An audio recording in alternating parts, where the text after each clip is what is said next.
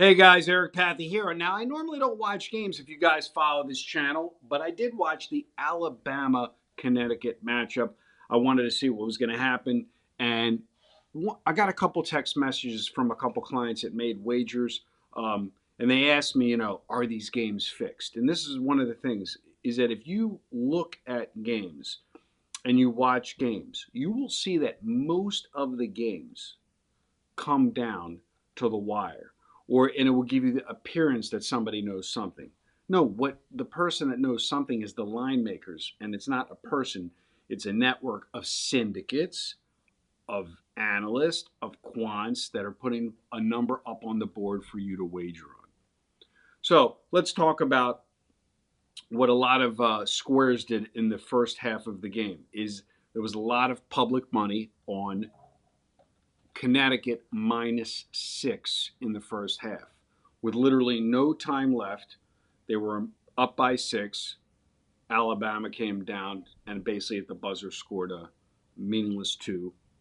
And therefore, if you're the Alabama better, you won. And if you're the Connecticut better, you lost. And you're sitting there going, I can't believe it was on 6. You were going to push. You weren't going to win. So it was a difference between a push and a loss. So one of the clients texted me and he said, I made a play on, I thought they were going to come out guns a-blazing in the first half. I said, if anything, they're going to play like garbage in the first half, keep it close, and then explode in the second half. So I released 2 plays on the game right before game time for my major betting groups. Over the total of 76 in the first half and over 160 for the game. So I cashed the first half. The client texts me and says, oh man, I should have just played your first half instead of playing Connecticut -6. I was being greedy and did a first half parlay. You know what I always say about parlays, they're lottery tickets. So 1-0. And if you're watching the game, you think the game is going to easily go over the total. And then at the end of the game, it's sitting on 158, and they just dribble out the ball, and the game goes under by 2 points. So I go 1-1 on that exchange. No big deal. Those situations, if you actually watch the games, happen on every game, all the time, more than you could realize because the bookmakers are putting out an efficient number, especially on the spreads. This is why most people beat their head into the wall, shaking their head saying, why me? Torturing themselves mentally. I watched the game. I had the over in the first half and over for the game. I knew with a minute left the game wasn't going to go over the total. I've been down this road before. I don't care. So I went 1-1 on the exchange. No big deal. Went 1-0 in hockey. Broke even for the day, basically. So if you're someone that's a conspiracy theorist, we live in the time and world, and again, I'm not a political guy, of conspiracy theories. You could find a conspiracy theory in almost every game that you watch.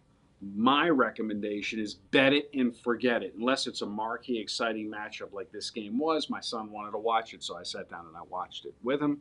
Knowing that Alabama had the #1 offense in college basketball, I figured it was going to be exciting and riveting, and it was. But from a betting point of view, if you had the over or the spread even in this game or the spread in the first game, remember the first game, the line was I believe 11.5, and they won by 13. So again, that game had you sitting on your seat till the end of the game. I think it was a 63 to 50 final, and the line was 9.5. So it basically came down to the wire as well. Most people are looking for the blowout, the game that's going to be over at halftime. This is fantasy land. This is not how it is. Basically, if you look at these games and examine these games, at some point in the game, it's a 50-50 proposition, and it's a matter of what happens at the end of the game. Most people just don't want to hear that. Most people think that there's such thing as a blowout. It's not. Look at this team, Connecticut. Yeah, they covered the 10.5, winning 86-72, but they kept it close basically till the end of the game. It was sitting on 10 with like a minute left, and the line was 10.5. So this incentivizes you not to be part of the madness. Just be a business bettor, bet it and forget it, walk away and run. If you're going to watch the games, just take it for what it is. Line makers, quants, and computers make a very efficient number on these games. If it was that easy for you to just sit there and traditionally handicap these numbers, everybody would do it. Now, with that being said, let's roll on over to your complimentary selection tomorrow in the NBA. And as always, we like to fade the overnight number. I'm going to fade the Mavericks. The line opened up at 5.5 and went to 7.